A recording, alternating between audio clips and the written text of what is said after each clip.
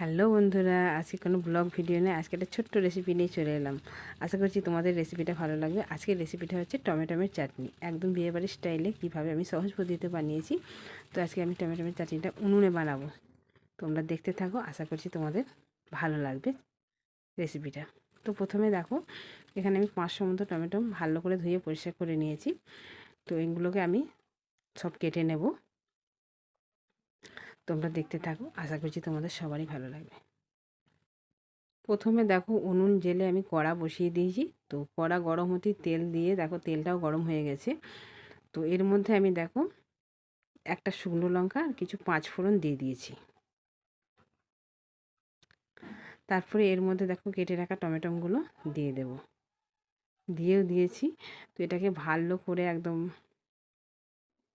কষে নিতে হবে।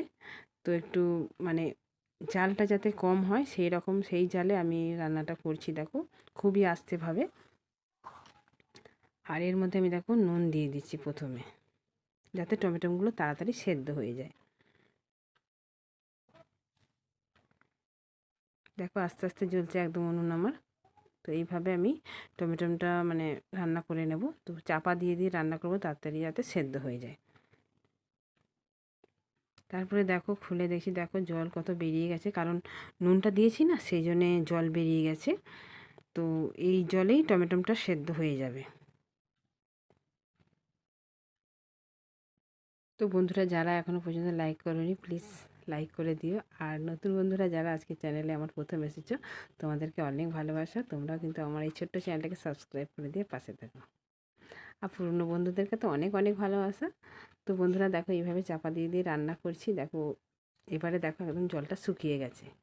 তারপরে এর মধ্যে আমি কি অ্যাড করছি সেটা তোমরা দেখতে থাকো, স্কিপ করে কেউ দেখো না, ফুল ওয়াশ করে দেখে দিও। তো বন্ধুরা দেখো এর মধ্যে আমি প্রয়োজন মতো যে যতটা মানে মিষ্টি খায়, তো সেই রকমই আমরা একটু বেশি মিষ্টি খাই, তো সেই জন্য সেই বেশি অনুযায়ী একটু চিনিটা দিয়ে দিলাম। বেশ ভালো লাগবে খেতে। আর তুমি যদি এইভাবে মানে টমেটোমের চাটনিটা বানিয়ে রাখো না, তুমি 1 মাস পর্যন্ত খেতে পারবে।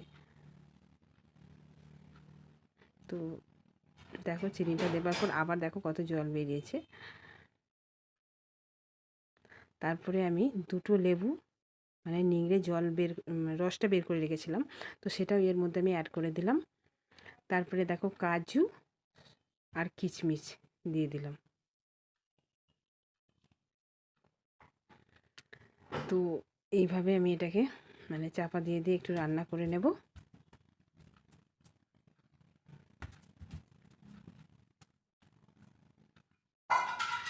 তোমরা কিন্তু অবশ্যই জানিও আমার রেসিপিটা কেমন হয়েছে। তো বন্ধুরা চাপা দিয়ে রেখেছিলাম, তো সেটা দেখাতে পারলাম না। তো চাপা খুলতেই দেখো একদম জলটাও মরে গেছে অনেকটা।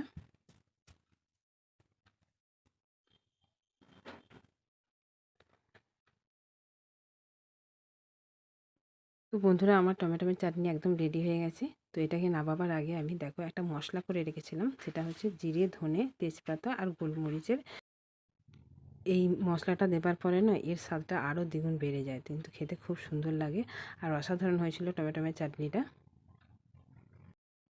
তো বন্ধুরা টমেটোমের চাটনিটা হবার পরই দেখো উনুন থেকে নামিয়ে নিয়েছি একটা থালার মধ্যে। তো দেখে কত সুন্দর লাগছে।